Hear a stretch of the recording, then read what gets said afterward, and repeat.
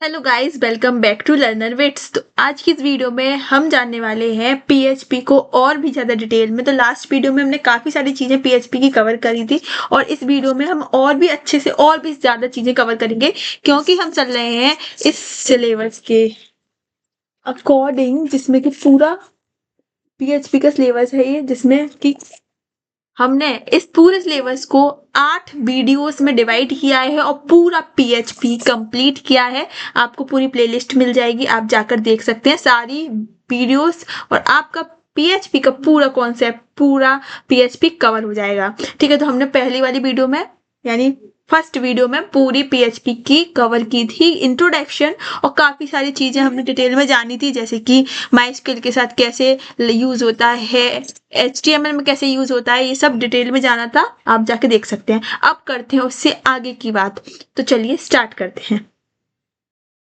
तो सबसे पहले बात करेंगे हम defining a function in PHP, यानी पीएचपी में कैसे फंक्शन को डिफाइन करते हैं। अब फंक्शन क्या होता है? फंक्शन एक छोटा सा ब्लॉक ऑफ कोड होता है, यानी एक छोटा सा कोड होता है, एक छोटा सा अपने एक कोड होता है जो कि एक अपना खुद का स्पेसिफिक टास्क करता है। यानी फंक्शन एक छोटा कोड होता है या ब्लॉक ऑफ कोड होता है that performs a specific task, जो कि एक स्पेसिफिक टास्क को करता है।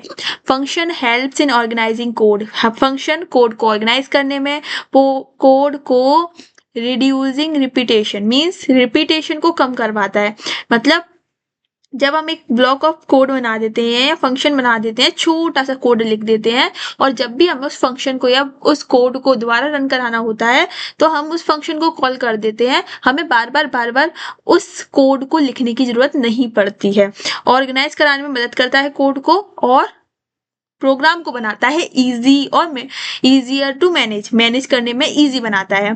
ठीक है, पीएचपी या function is defined using the keyword function. Keyword क्या होते हैं? कीवर्ड एक प्री डिफाइंड वर्ड होते हैं, मतलब कि फंक्शन का एक कीवर्ड है और ये प्री डिफाइंड है, पहले से ही डिफाइंड है ये। ठीक है, पहले से ही डिफाइंड कीवर्ड्स होते हैं ये। और फंक्शन अगर हमें पीएचपी में बनाना है तो हमें फंक्शन कीवर्ड का यूज़ करना पड़ेगा। तो कुछ इस तरीके से इसका फंक्शन का सिंटैक्स रहता है, जिसमें कि सबसे पहले हम फंक्शन लिखते हैं सामने। ठीक है, फिर नेक्स्ट हम फंक्शन का नाम लिखते हैं। फंक्शन का नाम जो भी हमें अच्छा लगे हम लिख सकते हैं, और फिर उसके अंदर हम और फंक्शन को, फिर उसके बाद हम इस तरीके से ब्रैकेट्स लगाते हैं, और फिर हम इसके बाद कोड लिखते हैं उस फंक्शन के अंदर, जो भी हमें कोड चाहिए। कोड एक छोटा सा कोड होता है, स्पेसिफिक काम करने के लिए हम फंक्शन बनाते हैं। ठीक है, अगर हम देखें फंक्शन का, तो फंक्शन देखो पीएचपी, सबसे पहले तो हम फंक्शन किसके अंदर बना रहे हैं? हम फंक्शन बना रहे हैं पीएचपी के अंदर, तो हम पीएचपी लिखेंगे और उसके डिलिमिटर्स लगाएंगे और पीएचपी लगाएंगे। ठीक है, फिर हमें फंक्शन बनाना है, तो सबसे पहले हम फंक्शन का कीवर्ड लिखेंगे फंक्शन, और फिर फंक्शन का नाम। जैसे इस फंक्शन का नाम है वेलकम, तो इस फंक्शन का नाम हमने वेलकम लिख दिया, और इसके अंदर जो कोड लिखेंगे उसमें लिख देंगे इको मतलब प्रिंट कराना है, तो वेलकम टू पीएचपी प्रोग्रामिंग। ये हमारी स्क्रीन पर प्रिंट होकर आ जाएगा, स्क्रीन पर डिस्प्ले हो जाएगा। तो ये हमारा था फंक्शन, और वेलकम यहाँ पर फंक्शन नेम है, और कोड एक हमेशा हम फंक्शन में इस तरीके से कर्ली ब्रेसेस के अंदर लिखते हैं। ठीक है, और the code inside braces runs when the function is called. जब भी फंक्शन को हम कॉल करेंगे, कहीं पर भी इस फंक्शन के नाम से हम बुला सकते हैं। इस कोड को बार बार हम लिखने की जरूरत नहीं है। जब भी हमें कोड अपना रन कराना होगा, हम इस फंक्शन के नाम से, यानी फंक्शन वेलकम के नाम से, हम इस कोड को जहाँ पे बुलाएंगे वहाँ पर ये आ जाएगा और इसे रन कर देगा। यानी हम केवल फंक्शन के नाम से इस छोटे से कोड को रन करा सकते हैं। तो ये था हमारा फंक्शन। नेक्स्ट एडवांटेज क्या है फंक्शन के, कि हाँ, कोड की कम हो जाती है रिपीटेशन, बार बार कोड लिखने की जरूरत नहीं है। सेम बस फंक्शन के नाम से बुला लो उस कोड को और वो अपने आप रन हो जाएगा। यहाँ से उस कोड को रीयूजेबिलिटी मिलती है, रीयूज कर सकते हैं, और रीडेबिलिटी भी इम्प्रूव होती है, और डिबगिंग भी ईजी होती है।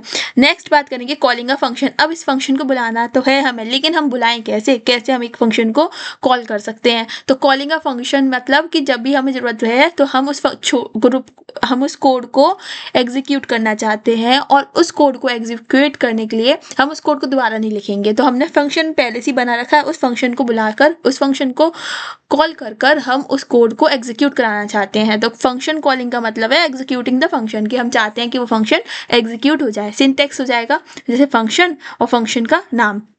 तो जिस भी फंक्शन को हमें बुलाना है हम उस फंक्शन कीवर्ड और फिर फंक्शन का नाम लिखेंगे, सो वो फंक्शन आ जाएगा। जैसे कि यहाँ पर हमें एग्जाम्पल देखें तो हमने यहाँ पर पूरा PHP का तैयार कर लिया, फिर हमने ये हमारा फंक्शन था, इस फंक्शन को हमें बुलाना है तो हमने जो फंक्शन नेम था हमारा फंक्शन नेम, ये हमारा पूरा फंक्शन है, ठीक है। पहले हम फंक्शन बनाएंगे तभी तो फंक्शन बुलाएंगे, तो हमने यहाँ पूरे PHP कोड में ये जो पार्ट है ये फंक्शन बनाया है, ये फंक्शन है पूरा, ठीक है। ये फंक्शन है, यहाँ पे कर्ली ब्रेसेस है यानी ये फंक्शन है। और इस फंक्शन को जब हमें इस फंक्शन को यहाँ पर कॉल करना है, यहाँ पर रन कराना है, तो हमने सिर्फ फंक्शन का नाम यानी वेलकम लिखा है, तो वेलकम फंक्शन का नाम बुला लिया है, कॉल कर लिया है फंक्शन को, और यहाँ पर आके कॉल हो जाएगा फंक्शन, और कॉल होकर यहाँ पर आउटपुट आ जाएगा वेलकम टू PHP। तो this function runs only when it is called, तो जब भी ये फंक्शन तभी रन होगा जब हम इसे कॉल करेंगे, जब हम इसे बुलाएंगे। तो इस तरीके से हम किसी फंक्शन को उसके नाम से बुला सकते हैं। नेक्स्ट हम बात करेंगे वेरिएबल स्कोप की। अब ये वेरिएबल स्कोप क्या है? स्कोप मतलब होती है एक रेंज। अब क्या है ये डिटेल में समझते हैं कि variable scope define a variable when can be used in a program, where a variable can be used in a program। PHP has 3 types of variable scopes। PHP क्या बहुत सारी ऑब्जेक्ट ओरिएंटेड प्रोग्रामिंग लैंग्वेज में भी scopes सभी में होते हैं, और इस सब में सेम ही स्कोप्स होते हैं 3 तरीके के, और यहाँ पर भी वही 3 तरीके के स्कोप्स हैं। अब स्कोप्स क्या होते हैं? ये एक रेंज होती है, मतलब कि हमें जो हमारा एक होता है हमारा जो कोड है उस कोड को एक फंक्शन के अंदर ही रन करना है, कि फंक्शन के बाहर रन करना है, कि इस कोड के भी बाहर दूसरे कोड में रन करना है, कहाँ पर वो फंक्शन रन होगा। तो इस तरीके से वेरिएबल स्कोप होते हैं जो ये बताते हैं कि कहाँ पर हमारा जो प्रोग्राम है, where a variable can be used in a program, जो प्रोग्राम का वेरिएबल है वो कहाँ पर यूज होगा। तो वेरिएबल स्कोप बताते हैं कि वेरिएबल की रेंज क्या है, वेरिएबल कहाँ पर यूज हो सकता है हमारे प्रोग्राम में, ठीक है। तो PHP में अभी 3 टाइप्स के वेरिएबल है, वेरिएबल स्कोप्स हैं। सबसे पहले हमारा लोकल वेरिएबल है, यानी ये कहीं लोकल ही रन हो रहा होगा। तो a variable declared inside the function is called the local variable. जो भी वेरिएबल किसी फंक्शन के अंदर डिक्लेयर किया जाएगा वो वहीं पर रन हो तो हम उसे कहेंगे लोकल वेरिएबल। तो जैसे ये हमारा फंक्शन है, ठीक है, कर्ली ब्रेसेस के अंदर, अब यहाँ पर जो भी कोड रन होगा, जो भी जैसे यहाँ पर ये हमारा फंक्शन है, ये ठीक है, यहाँ से यहाँ तक हमारे फंक्शन की रेंज है, फंक्शन का स्कोप है। और अब इसके अंदर जो भी वेरिएबल है यानी ये वेरिएबल केवल इसी ही फंक्शन के अंदर रन होगा, यानी इसका जो स्कोप है वो इस फंक्शन के अंदर है, यानी इसकी रेंज केवल फंक्शन के अंदर ही है, फंक्शन के बाहर भैया नहीं होगा, क्योंकि इसकी रेंज नहीं है, फंक्शन के बाहर इसका काम नहीं है फंक्शन के बाहर रन होने का, केवल ये फंक्शन के अंदर ही रन होगा। तो ये होते हैं लोकल वेरिएबल, जो लोकल अपने अपने रीजन में ही अपने अपने फंक्शन में ही रन होते हैं, ठीक है। तो इस तरीके से हमने पूरा कोड लिखा, फिर इस कोड में हमने फंक्शन बनाया, फंक्शन की वेरिएबल लिखे, और जब हमने फंक्शन के बाहर भी हमने इस वाले फंक्शन के बाहर जब हमने इस फंक्शन को बुलाया तो इस फंक्शन के नाम को बुलाया, लेकिन तो जो हमारा $a है वो केवल फंक्शन के अंदर ही रन हो सकता है। तो ये था हमारा लोकल वेरिएबल। नेक्स्ट बात करेंगे ग्लोबल वेरिएबल की। ग्लोबल वेरिएबल मतलब जो फंक्शन के बाहर रन हो जाए, लोकल मतलब जो फंक्शन के अंदर रन हो, और जो उस फंक्शन के बाहर में जिस वेरिएबल जिस फंक्शन के अंदर डिक्लेयर किया गया है, वेरिएबल जिस फंक्शन के अंदर डिक्लेयर किया गया है, अगर उस फंक्शन के बाहर भी उसे हम यूज़ कर पा रहे हो तो वो हो जाएगा ग्लोबल वेरिएबल। ग्लोबल वेरिएबल मतलब ग्लोबली यूज़ किया जा रहा है, अपने रेंज से बाहर भी, यानी अपने फंक्शन से बाहर भी यूज़ किया जा सकता है। तो ये भी हमारा, यहाँ पर हमने फंक्शन बनाया, फंक्शन के बाद हमने फंक्शन को कॉल भी किया, तो यहाँ पर जो ग्लोबल है, यहाँ $a लिखा है, ये हमारा इस फंक्शन के बाहर भी रन हो जाएगा, एग्जीक्यूट हो जाएगा, तो हम यहाँ बोलेंगे इसे ग्लोबल वेरिएबल। तो keyword global allows access to the variable inside the function. The keyword global allows access to the variable inside the function. तो जो ग्लोबल कीवर्ड होगा, ये जो ग्लोबल कीवर्ड है ये अलाउ करेगा एक्सेस करना इस वेरिएबल को फंक्शन के अंदर, ठीक है।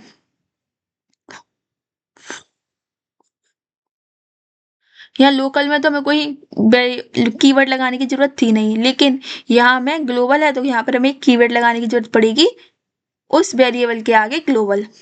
ठीक है, नेक्स्ट बात करेंगे हम स्टैटिक वेरिएबल की।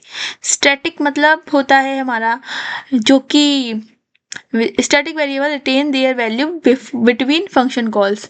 ये अपनी वैल्यू को रिटेन करता है जब भी फंक्शन जब भी हम फंक्शन बनाते हैं किसी फंक्शन के अंदर, जब भी हम कोई वेरिएबल बनाते हैं तो वो वेरिएबल को जब भी हम कॉल करते हैं, जो हम फंक्शन को हम जब भी फंक्शन के अंदर वेरिएबल बनाते हैं और हम जब फंक्शन को कॉल करते हैं तो वो वैल्यू जो होती है वेरिएबल की वो क्या हो जाती है, रीसेट हो जाती है। जितनी बार कॉल करेंगे हम रीसेट हो जाएगी।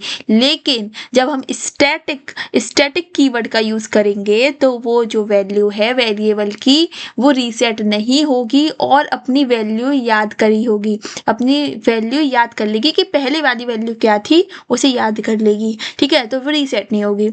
यहाँ पर स्टैटिक वेरिएबल का में स्टैटिक का यूज़ किया जाता है, स्टैटिक कीवर्ड कहते हैं हमें, यानी कि जो वेरिएबल है वो स्टैटिक है। Retain their value between function call, अपनी वैल्यू को याद रखती है फंक्शन कॉल के दौरान। हम बार बार फंक्शन कॉल करते हैं, लेकिन फंक्शन कॉल के दौरान जो हमारी वैल्यू होती है वेरिएबल की वो रीसेट हो जाती है, तो ये प्रॉब्लम आ जाती है कई बार। तो इसलिए जब हम नहीं चाहते कि रीसेट हो हमारी वैल्यू और हमारी पहले वाले फंक्शन कॉल की वैल्यू वो याद रखे, तो हम उसके आगे स्टैटिक कीवर्ड लगाते हैं, तो वो अपने पहले वाली वैल्यू याद रखता है और उसे भूलता नहीं है।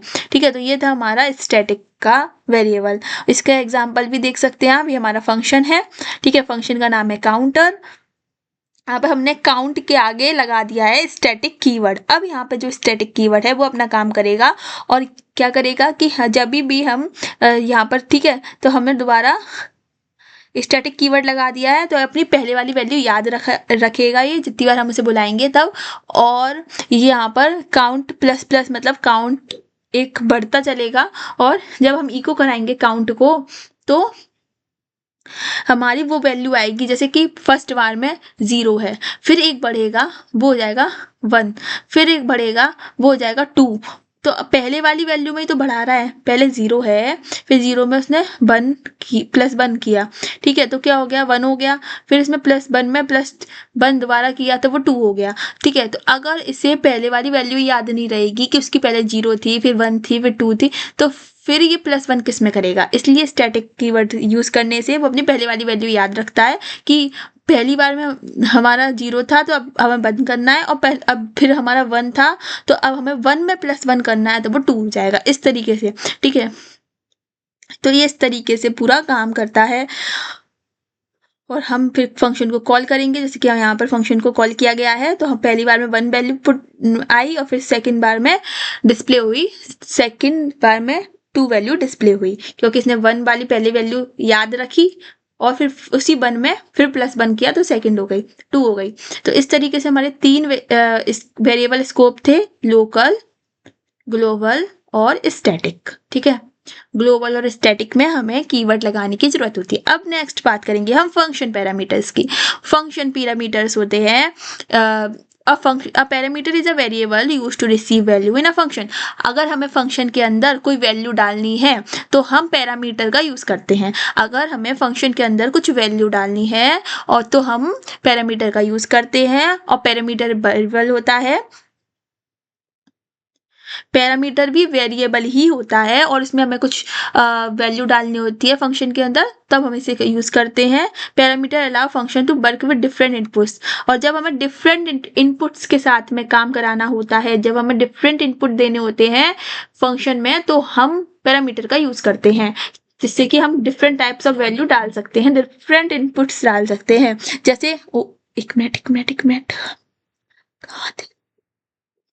हाँ, तो ये हमारा है एग्जाम्पल। सिंटेक्स देख लो। सबसे पहले तो फंक्शन पैरामीटर का वही फंक्शन लिखेंगे, फंक्शन का नाम लिखेंगे, फंक्शन के नाम के बाद यहाँ पर हम एक और वेरिएबल बनाएंगे। वेरिएबल है ना, तो हमेशा डॉलर से बनेगा, डॉलर साइन से। तो यहाँ पर डॉलर साइन यानी वेरिएबल है और ये पैरामीटर हमारा फंक्शन पैरामीटर का। ठीक है, तो इस तरीके से हम इसके अंदर कोड लिखेंगे। अगर एग्जाम्पल की बात करें तो ये रहा हमारा एग्जाम्पल पूरा, जिसमें हमने पूरा PHP का कोड लिखा है। ठीक है, PHP का कोड लिखा है, PHP के कोड के अंदर ये फंक्शन है तो फंक्शन लिख दिया, फिर फंक्शन का नाम लिख दिया, फिर फंक्शन के नाम के अंदर ये डॉलर साइन और नेम। अब यहाँ पर जो नेम है वो पैरामीटर है, यानी नेम की वैल्यू चेंज हो सकती है। नेम है जो पैरामीटर है, यानी नेम की वैल्यू चेंज हो सकती है, नेम बदल सकता है। तो हम यहाँ पर इको करेंगे और फिर हेलो लिखेंगे और नेम लिखेंगे। तो हेलो तो सबके लिए प्रिंट होगा, लेकिन नेम सबका अलग अलग प्रिंट हो जाएगा। ठीक है, क्योंकि यहाँ से देखो पैरामीटर को बुला लिया गया कि नेम यहाँ पे सबका अलग अलग होगा। ग्रीट करेंगे तो हर बार नेम अलग आएगा। तो पहली बार में ग्रीट किया, फिर दूसरी बार में किसी और को ग्रीट किया, फिर तीसरी बार में किसी और को ग्रीट किया। तो इस तरीके से हमारा आउटपुट आ जाएगा प्रिंट डिस्प्ले पर। ठीक है, तो ये था हमारा फंक्शन पैरामीटर। जब भी हमें मल्टीपल वैल्यूज के साथ, डिफरेंट इनपुट्स के साथ काम करना होता है तो हम फंक्शन पैरामीटर का यूज करते हैं। नेक्स्ट बात करेंगे हम रिटर्न वैल्यूज की। Sometime function need to return a result. कई बार फंक्शन को रिटर्न करनी पड़ती है कुछ रिजल्ट, तो हम यहाँ पर रिटर्न कीवर्ड का यूज करते हैं, जिससे कि एक फंक्शन और एक प्रोग्राम अपनी वैल्यू वापस दे सके, अपना कुछ रिजल्ट, कुछ आउटपुट रिटर्न कर सके। ठीक है, तो यहाँ हम बोलेंगे रिटर्न वैल्यूज और यहाँ पर रिटर्न कीवर्ड के साथ इसका यूज करेंगे। तो यहाँ हमारा फिर से फंक्शन बनाएंगे, क्योंकि सब फंक्शन की बातें हो रही हैं, तो फंक्शन बनाएंगे। दोबारा से हम फंक्शन बनाया, हमने फंक्शन का नाम लिख दिया है ऐड। फिर उस फंक्शन में हमने दो वैल्यूज, ये दो वेरिएबल्स हैं और इन दो वेरिएबल्स को हमने यहाँ पर ऐड करा दिया। अब हम चाहते हैं कि ये दो वेरिएबल्स हैं, इन दो वेरिएबल्स की वैल्यू हमें रिटर्न हो, यानी इन दोनों वेरिएबल्स का एडिशन हमें रिटर्न हो। तो हमने यहाँ पे रिटर्न करके इन दोनों वेरिएबल को एडिशन के साथ, सिंबल के साथ, प्लस के साथ रख दिया है। तो यानी हम चाहते हैं कि इन दोनों का एडिशन होके हमारी स्क्रीन पे हमें शो हो। तो हमने यहाँ पर रिजल्ट भी लिख दिया है कि रिजल्ट हमारा जो है, रिजल्ट यहाँ पे रिजल्ट भी वेरिएबल है। यहाँ पर रिजल्ट आएगा हमारा पहला, जो हमारे दोनों वेरिएबल है उनकी वैल्यू है 10 और 20, और ई को हम इनका रिजल्ट, यानी हमारे पास आएगा 30, क्योंकि जो रिजल्ट है इन दोनों का रिटर्न होके आया क्या, 30। तो इस तरीके से हमारा रिटर्न वैल्यू आता है, जिसमें हमें रिटर्न कीवर्ड का यूज करना होता है, और हम इजीली कोई भी कोड इससे लिख सकते हैं और रिटर्न करा सकते हैं वैल्यू। नेक्स्ट बात करेंगे हम यूजर डिफाइंड फंक्शन की। अब कोई फंक्शन अगर यूजर डिफाइन कर रहा है, यानी प्रोग्रामर डिफाइन कर रहा है, तो हम उसे बोलेंगे यूजर डिफाइंड फंक्शन। एग्जाम्पल देखें तो यहाँ पर भी हमने फिर से PHP का कोड लिखा, यहाँ हमने फंक्शन लिखा, फंक्शन का नाम लिखा, फंक्शन के नाम के बाद हमने लिखा रिटर्न, यानी हमें रिटर्न चाहिए इन दोनों का।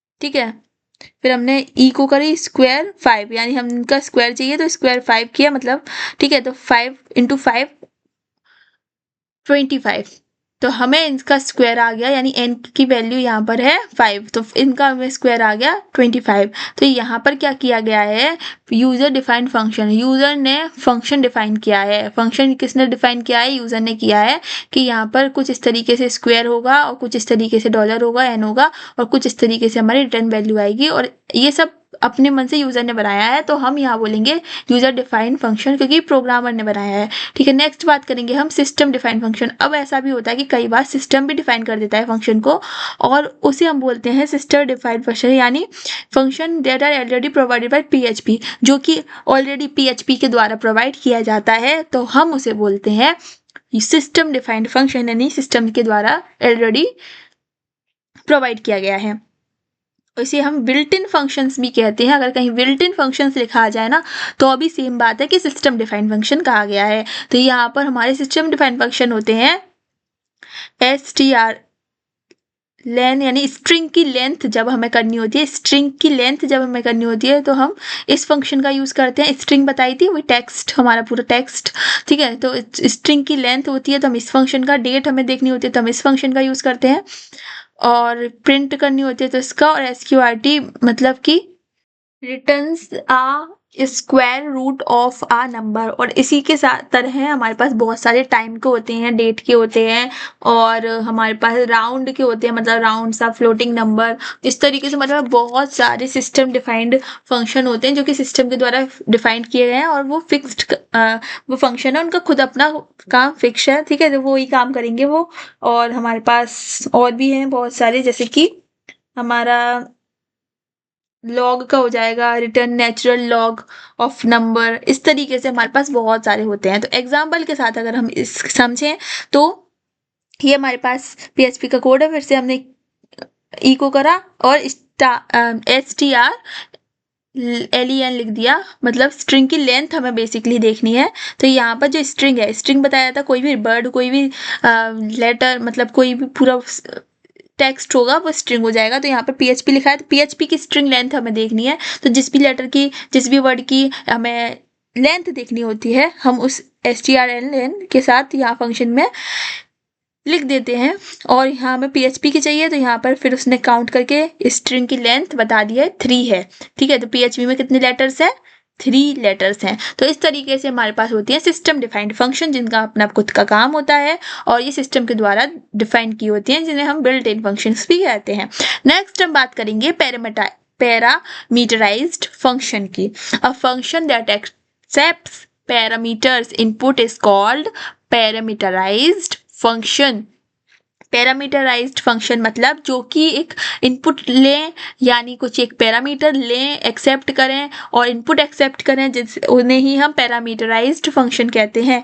एग्जाम्पल के रूप में, ठीक है, तो यहाँ पर जो हमारा कोड है उसमें हमने फंक्शन लिया, फंक्शन का नाम लिखा और यहाँ पर हमने फंक्शन दे दिया और फंक्शन के कुछ पैरामीटर्स दे दिए। ठीक है, जैसे कि हमारा ये, फिर हमें इको कराना है इन दोनों का मल्टीप्लाई। ठीक है, तो हमने यहाँ पर पैरामीटर की वैल्यू दे दी, मतलब पैरामीटर दे दिए, फंक्शन को पैरामीटर दे दिए, यानी कि वैल्यू यहाँ पे 5 6 दे दी। 5 6 जब हमने वैल्यू दी तो A और B का मल्टीप्लाई होकर 30 आ गया। वैसे ही हम यहाँ 5 6 की जगह का 2 2 भी देते तो अभी हमारा 4 आ जाता। और यानी हम पैरामीटराइज्ड फंक्शन में उस फंक्शन के अंदर जो वैल्यू है उनको अपने अनुसार, अपने अकॉर्डिंग दे सकते हैं, उसकी वैल्यू भी चेंज कर सकते हैं। ठीक है, तो हम उसे बोलेंगे पैरामीटराइज्ड फंक्शन। नेक्स्ट बात करेंगे हम डेट एंड टाइम फंक्शन की। ठीक है, तो ये तो बहुत ही ईजी है कि डेट और टाइम, मतलब PHP provides many function to work with date and time. PHP बहुत सारे फंक्शन को प्रोवाइड कराती है जो कि डेट और टाइम के साथ काम कर सकते हैं। डेट की बात करेंगे तो use to display date and time. Date और टाइम को डिस्प्ले करने के लिए हम यूज करते हैं डेट वाले को। तो जैसे हमारे पास ये फंक्शन है, हमें इको करानी है डेट, ईयर, मंथ और डे, इस तरीके से। तो आउटपुट एग्जाम्पल हमारे पास कुछ इस तरीके से आ जाएगा। ठीक है, तो हमारे पास इस तरीके से डेट एंड टाइम फंक्शंस होते हैं। यहाँ पर जो डेट शो करा रहा है, वो जो फंक्शन डेट दिखा रहा है उसे हम डेट फंक्शन कह देंगे, और जो फंक्शन टाइम डिस्प्ले करा रहा है उसे हम टाइम कह देंगे। Return current Unix time stamps, तो जो भी टाइम स्टैम्प्स होंगे वो दिखाए, यानी ये PHP का हो, ई को टाइम करेंगे तो जो भी टाइम उस टाइम होगा वो दिखा देगा। एम के टाइम, ठीक है, create time stamp for a specific date. अगर हमें कोई specific date, M K time मतलब कि ये डेट और टाइम का दोनों का कॉम्बिनेशन दिखाता है, यानी कि create time stamp for a specific date. अगर हमें टाइम स्टैम्प्स किसी स्पेसिफिक डेट के लिए टाइम स्टैम्प्स क्रिएट करने हैं तो हम इसका यूज करेंगे, जिसमें कि हम ये वाला कीवर्ड लगाकर, ये वाले फंक्शन का यूज कर हम ये इस तरीके से, अगर हमें 3/11/2026 को कोई टाइम स्टैम्प लगाना है तो हम इस तरीके से टाइम स्टैम्प की वैल्यू दे देंगे और डेट लिख देंगे पीछे। तो इस तरीके से हमारे 3 होते हैं time and date functions. Next बात करेंगे हम हैश फंक्शन की। हैश फंक्शन क्या करता है? Hash function converts data into a fixed length string. अगर हमारे पास कोई डाटा है या हम चाहते हैं कि कोई डाटा हमारा फिक्स्ड लेंथ ऑफ स्ट्रिंग में आए, मतलब कि जो डाटा, जो स्ट्रिंग होगी, स्ट्रिंग क्या है? एक वर्ड है, एक टेक्स्ट है। तो हम चाहें जब कि टेक्स्ट हमारा फिक्स लेंथ का हो, यानी अगर हम चाहें कि हमारा जो फ़ोन नंबर होता है, अगर हम चाहें कि वो फ़ोन नंबर केवल 10 लेटर का ही हो, 10 से ज़्यादा का नहीं हो, तो हम वहाँ हैश फंक्शन का यूज़ करेंगे, जो कि हमें कन्वर्ट कराता है हमारे डाटा को केवल एक फिक्स्ड लेंथ में। केवल हम फिक्स्ड लेंथ में ही उस डाटा को दे सकते हैं। It is used for security purpose. इसको हम सिक्योरिटी पर्पस के लिए यूज़ करते हैं। स्पेशली हम पासवर्ड की स्टोरेज कराने के लिए इसका यूज़ करते हैं। तो जब भी हम चाहेंगे कि पासवर्ड हमारा फिक्स लेंथ का हो, पासवर्ड हमारा ज़्यादा लेंथ का ना हो और एक फिक्स लेंथ जो हम डिसाइड करें उस लेंथ का हो पासवर्ड, तो हम वहाँ पर हैश फंक्शन का यूज़ करेंगे। तो इस तरीके से हमें इको कराना है। ठीक है, फिर हमने यहाँ पर नाम लिख दिया, फिर हमने यहाँ पर पासवर्ड लिखा। तो जैसे हमने यहाँ पासवर्ड लिखा और हमारी पासवर्ड की जो लेंथ होगी वो एकदम फिक्स होगी, वो पासवर्ड की लेंथ हमारी आएगी ये। और यहाँ पर जो हैश फंक्शन का MD5 लिखा है, ये हैश फंक्शन के कुछ कॉमन हैश फंक्शंस हैं और इनका अलग अलग काम होता है। चलिए बताते हैं कुछ कॉमन हैश फंक्शंस, जैसे कि SHA256 भी एक हैश फंक्शन है और इनके कुछ पैरामीटर भी होते हैं, जैसे कि एल्गो यानी name of hashing algorithm, hashing algorithm का नेम क्या है, और ये सभी हैशिंग एल्गोरिदम ही है। जैसे MD5 जे आपको नीचे दिख रहे हैं ना, पासवर्ड हैश, ये हैशिंग एल्गोरिदम है। और ठीक है, तो ये होता हमारा पूरा हैश फंक्शन। और इसमें हम फिक्स लेंथ का जब चाहते हैं कि फिक्स लेंथ में ही हमारा जो स्ट्रिंग हो फिक्स लेंथ की हो, तब हम इसका यूज़ करते हैं और मेनली सिक्योरिटी पर्पस के लिए इसका यूज़ किया जाता है। और ये कुछ कॉमन हैश फंक्शंस थे और एग्जाम्पल भी हमारे पास है कि हमने यहाँ पर एक वेरिएबल लिया, फिर हमने यहाँ पर पासवर्ड हैश यानी इस वाले हैश फंक्शन का यूज़ किया है, फिर हमने माई पासवर्ड किया, फिर पासवर्ड डिफॉल्ट करा। इस तरीके से हमारे पास फिक्स लेंथ का पासवर्ड आएगा। तो इस तरीके से हमारा एग्जाम्पल है। नेक्स्ट हम बात करेंगे मेल फंक्शन का। मेल फंक्शन मतलब कि PHP provides mail function to send email और फ्रॉम वेबसाइट। अगर हमें कोई वेबसाइट से ईमेल सेंड करना है तब हम मेल फंक्शन का यूज़ करेंगे। सिंटेक्स बहुत ही सिंपल होगा कि मेल बस आके लिख दो, मेल हमें यहाँ कीवर्ड लगाना है, फिर उसके बाद हमें जहाँ भी सेंड करना है टू सब्जेक्ट लिख देंगे, जो भी हमें सब्जेक्ट है, मैसेज हमारा जो भी है, और हेडर लगा देंगे। तो इस तरीके से हमारा मेल फंक्शन है, टू सब्जेक्ट मैसेज और हेडर फिर हमें लाइन से लगा देने हैं।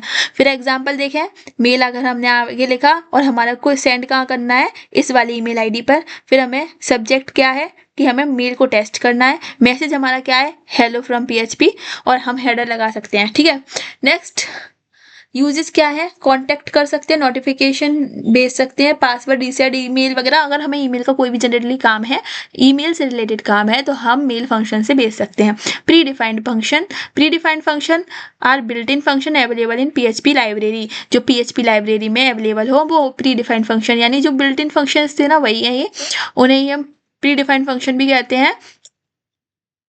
ठीक है, जैसे कि स्ट्रिंग लेंथ, फुल लेंथ की स्ट्रिंग जानने के लिए, फाइंड पोजीशन, स्ट्रिंग की पोजीशन जानने के लिए, STRPOS। ठीक है, डेट के लिए show date, SQRT square root जानने के लिए। एग्जाम्पल की बात करेंगे तो वही इको कर देंगे SQRT, यानी कि हम स्क्वायर रूट की 16 का स्क्वायर रूट जानना चाहते हैं तो हमें मिल जाएगा 4। तो इस तरीके से हमारे प्री डिफाइंड फंक्शन होते हैं और उनके कीवर्ड का यूज़ करके हम इजीली काम करा सकते हैं। नेक्स्ट हम बात करेंगे स्ट्रिंग्स इन PHP की स्ट्रिंग्स क्या है, कैसे काम करती हैं। A string is a sequence of characters. String एक सीक्वेंस होता है कैरेक्टर्स का, यानी एक ग्रुप भी होता है, कह लो आप कैरेक्टर्स का, एक पूरा वर्ड होता है, यानी सीक्वेंस होता है कैरेक्टर्स का। नेम अगर हमारा है, वेरिएबल है नेम, और यहाँ पर PHP प्रोग्रामिंग आपका यहाँ पर लिखा है, तो ये पूरी स्ट्रिंग हो जाएगी, ये पूरी स्ट्रिंग हो जाएगी। अगर यहाँ पर जो वर्ड सीक्वेंस भी लिखा है ना, तो ये भी पूरी स्ट्रिंग है, ये भी पूरी स्ट्रिंग है। String can be written using double quotes. Double quotes के अंदर हम इसे स्ट्रिंग लिखा जाता है और सिंगल क्वोट्स के अंदर स्ट्रिंग लिखा जाता है। तो स्ट्रिंग को हम डबल क्वोट्स के अंदर और सिंगल क्वोट्स के अंदर लिखते हैं। तो अगर हमें ई को कराना है हेलो, तो ये प्रिंट हो जाएगा हेलो, और ई को कराना है वर्ल्ड, तो ये प्रिंट हो जाएगा। तो हम डबल क्वोट्स और सिंगल क्वोट्स के अंदर स्ट्रिंग को लिख सकते हैं। ठीक है, नेक्स्ट हम बात करेंगे क्रिएटिंग एंड एक्सेसिंग स्ट्रिंग। कैसे हम क्रिएट करें, स्ट्रिंग को बनाएं कैसे, और स्ट्रिंग को बनाने के बाद उसे यूज़ कैसे करें। तो सबसे पहले जानेंगे क्रिएट कैसे करें। तो स्ट्रिंग को क्रिएट करने के लिए $str, यानी हम सबसे पहले एक वेरिएबल बनाएंगे, फिर हम उसमें डॉलर साइन से हमने बनाया, फिर उसे हमने इक्वल किया, फिर हमने डबल क्वोट्स के अंदर कोई भी जो भी स्ट्रिंग हमें बनानी है वो लिख दिया। तो हमारी यहाँ से इस तरीके से स्ट्रिंग जनरेट हो गई, स्ट्रिंग क्रिएट हो गई। ठीक है, तो यहाँ पर STR लिखना होगा आपको, तब जाके आपका स्ट्रिंग बन जाएगी। नेक्स्ट बात करेंगे एक्सेसिंग कैरेक्टर्स।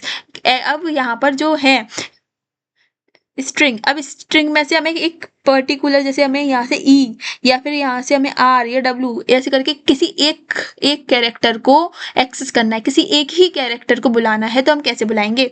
हम ई को कराएंगे, फिर हम स्ट्रिंग लिखेंगे और स्ट्रिंग के अंदर हम इस तरीके से ब्रैकेट्स लगाने के बाद उसके अंदर वैल्यू लिखेंगे। अब यहाँ पर 0 क्यों लिखा है? क्योंकि मैंने बताया था कि जैसे आपने एरे में भी पढ़ा था कि एरे की जो एरे का जो पोजीशन होती है वो 0 से स्टार्ट होती है, वैसे ही यहाँ पर स्ट्रिंग की भी पोजीशन 0 से स्टार्ट होती है। यानी जो H दिख रहा है वो आपको 0 पोजीशन पे है, E दिख रहा है वो 1 पोजीशन पे है, L 2 पोजीशन पे, L ये दूसरा वाला L 3 पोजीशन पे, और ये 4 पे है, ये 5 पे, 6 पे, 7 पे, 8 पे और 9 पे है। तो इस तरीके से 0 पोजीशन से हमेशा स्टार्ट होती है स्ट्रिंग का भी नंबर। तो अगर हमें इको कराना है स्ट्रिंग की 0 पोजीशन वाले कैरेक्टर को, 0 पोजीशन वाले लेटर को अगर हमें प्रिंट कराना है तो हम लिख देंगे इस तरीके से। तो हमारे पास आ गया H, क्योंकि H हमारा 0 पोजीशन पे था।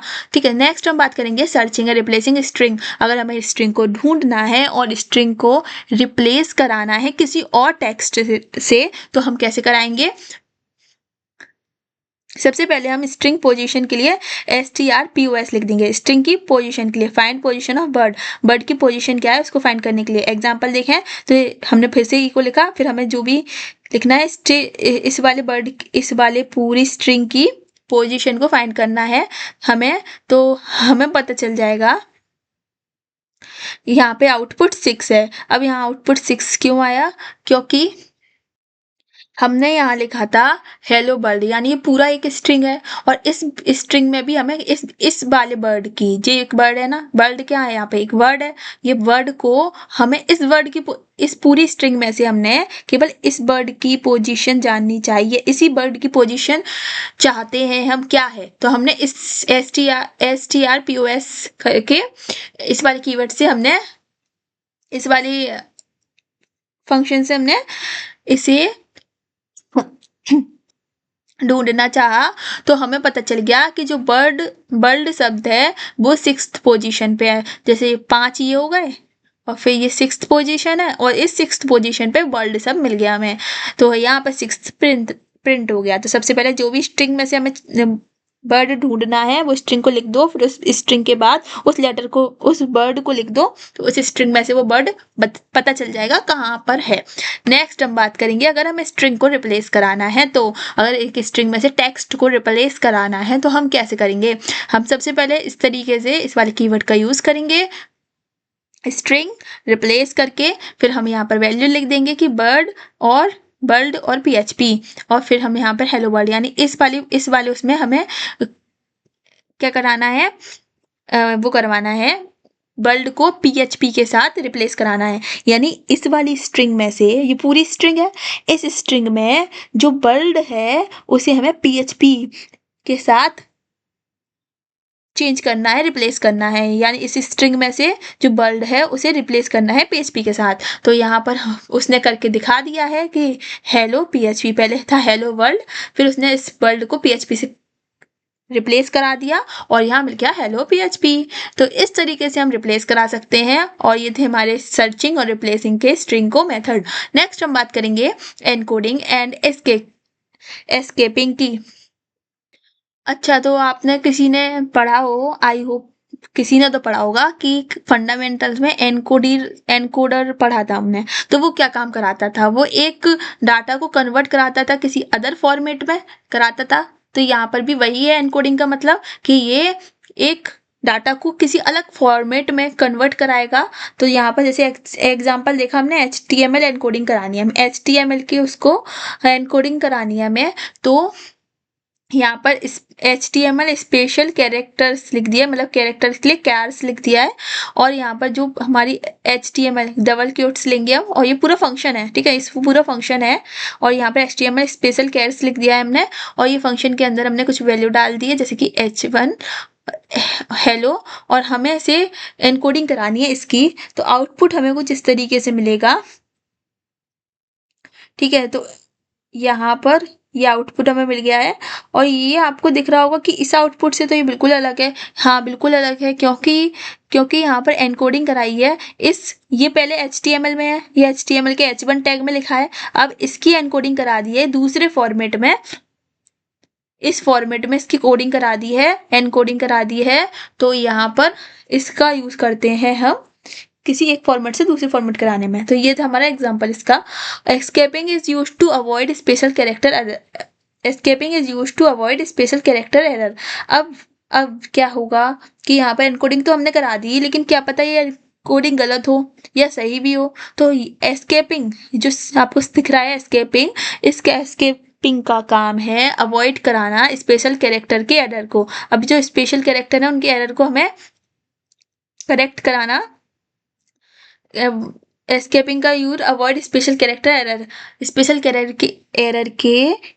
कैरेक्टर के एरर को अवॉइड करना इसका काम है एस्केपिंग का। ठीक है, एस्केप का मतलब होता है बचना, तो ये बचाता है स्पेशल कैरेक्टर को एरर से। जैसे कि इको हमारे पास है इस तरीके से, तो इस तरीके से हमारे पास ये वाला है ना इको है, तो यहाँ पे एरर आ रहा है, तो इस एरर को बचाने से काम करेगा वो। नेक्स्ट हम बात करेंगे कंपेयरिंग स्ट्रिंग। स्ट्रिंग को कंपेयर कैसे करें। स्ट्रिंग को कंपेयर करने के लिए PHP provide function to compare string. अब PHP ने यहाँ पे भी आपको फंक्शन प्रोवाइड कराए, बहुत सारे फंक्शन है भाई इसमें, PHP में बहुत सारे फंक्शन है, तो अच्छे से सारे फंक्शन इस वीडियो में क्लियर किए हमने। तो PHP provide function to compare string, PHP ने यहाँ पर भी आपको फंक्शन प्रोवाइड किया है कंपेयर करने में स्ट्रिंग को। स्ट्रिंग कंपेयर STRCMP, ठीक है, यहाँ पर लिखा है स्ट्रिंग को कंपेयर करने के लिए, यहाँ पे हमने PHP लिखा, फिर ही को करा दिया STRCMP, तो यहाँ पे मिल गया हेलो हेलो, यानी हम इन दोनों को कंपेयर करेंगे तो यहाँ पर 0 0 आया है। अब यहाँ पे 0 0 क्यों आया है, क्योंकि हमने इस वाली स्ट्रिंग से इस वाली स्ट्रिंग को कंपेयर कराया था, तो दोनों ही स्ट्रिंग जब सेम है तो हमारे पास आउटपुट 0 आया है, क्योंकि इन दोनों में कोई डिफरेंस नहीं है, यानी इक्वल है तो 0 आ गया। ठीक है, तो यहाँ पर मीनिंग क्या होती है कि अगर हमारे पास दो स्ट्रिंग को कंपेयर करने पर 0 रिजल्ट आने पर वो इक्वल होता है, और अगर ग्रेटर 0 से बड़ा आए तो ग्रेटर है, और 0 से लेस आए तो स्मॉलर है। तो कंपैरिजन कराने में स्ट्रिंग को इस तरीके से हमारे पास रिजल्ट आते हैं, और STRCMP का यूज हम करते हैं। नेक्स्ट बात करेंगे फॉर्मेटिंग स्ट्रिंग्स। स्ट्रिंग को हम फॉर्मेटिंग कर सकते हैं। String formatting changes the appearance of text. String formatting का मतलब है कि टेक्स्ट के अपीयरेंस को चेंज करना, कन्वर्ट करना अपर केस में। अगर हमें अपर केस में कन्वर्ट करना है स्ट्रिंग को, तो हम इसका यूज करेंगे string to upper, STR to upper, है ना, स्ट्रिंग टू अपर। अगर स्ट्रिंग को अपर करना है तो हम कन्वर्ट करेंगे अपर केस में, इस तरीके से को लिख देंगे STR टू अपर लिख देंगे, और PHP ये तो ये हमारी अपर केस में पहुंच जाएगी, यानी ये स्मॉल लेटर्स में हमने लिखी थी, यहाँ हमारे पास कैपिटल लेटर्स में आ गई है। नेक्स्ट अगर हमें लोअर में करना है तो यहाँ पे STR टू लोअर कर देंगे तो कन्वर्ट हो जाएगी लोअर केस में, और यहाँ पर हमने यहाँ पर कैपिटल में लिखी थी, यहाँ हमारे पास स्मॉल में आ गई है। नेक्स्ट हम बात करेंगे कैपिटलाइज्ड फर्स्ट लेटर। अगर केवल हमें फर्स्ट लेटर को कैपिटलाइज करना है तो UC फर्स्ट कर देंगे, नहीं UC फर्स्ट कर देंगे। ठीक है, तो UC फर्स्ट करने पर हमने यहाँ लिख दिया, तो हमें हेलो के इस वाले H को कैपिटल बनाना है, तो यहाँ पर H कैपिटल बन के आ गया है, तो UC फर्स्ट से हमें ये फायदा मिलता है। नेक्स्ट बात करेंगे रेगुलर एक्सप्रेशंस की। रेगुलर एक्सप्रेशन को हम REGX से are use to research patterns in a text, इसको हम टेक्स्ट में पैटर्न्स ढूंढने के लिए यूज करते हैं। ठीक है, they are useful for email validation, email में वैलिडेशन करने के लिए, फोन नंबर की वैलिडेट करने के लिए, और सर्चिंग फॉर टेक्स्ट, यानी एक्सप्रेशन के बीच में पैटर्न्स ढूंढता है, उनके बीच के लॉजिक्स ढूंढता है, उनके बीच के रिलेशंस ढूंढता है। ठीक है, नेक्स्ट हम बात करेंगे इसके एग्जाम्पल की। एग्जाम्पल देखेंगे तो हमने स्ट्रिंग लिया, एक पूरी स्ट्रिंग बन गई है हमारी, और स्ट्रिंग में हमने एक इफ ले लिया है, यानी ये हमारे पास एक कंडीशन है इफ। ठीक है, ये हमारी कंडीशन का नाम लिखा है, फिर हमने यहाँ PHP लिख दिया है, स्ट्रिंग लिख दिया है, इस तरीके से हमने सब कुछ लिख दिया है, फिर हमने इको करा दिया मैच फाउंड। अब यहाँ पर जो हमने लिखा है उसके बीच के वो लिख देगा, ढूंढेगा एक्सप्रेशन, और यहाँ पर आपको मिलेगा मैच फाउंड। ठीक है, कॉमन रेगुलर एक्सप्रेशन के फंक्शंस हैं, ये सारे फंक्शन है, यहाँ पर ये वाले का यूज किया गया है, ये वाले फर्स्ट वाले का पैटर्न फाइंड करने में, इन दोनों के पैटर्न फाइंड करने में इसका यूज किया गया है, और इस तरीके से यहाँ पर रिप्लेस के लिए भी है, और इस तरीके से यहाँ पे स्प्लिट करने के लिए भी है स्ट्रिंग को। तो ये पूरा हमारा टॉपिक था, आई होप आपको समझ में आया होगा। अगर आपको समझ में आया तो हमारे चैनल को सब्सक्राइब करें, लाइक करें, और कमेंट में जरूर बताएं कि आपको ये वीडियो कैसी लगी, और अगर अच्छी लगी तो अपने फ्रेंड्स के साथ शेयर भी कर दें, और आने वाली वीडियो के लिए इंतजार करना ना भूलें। Thank you for watching Learner Wits, keep watching, stay tuned, bye.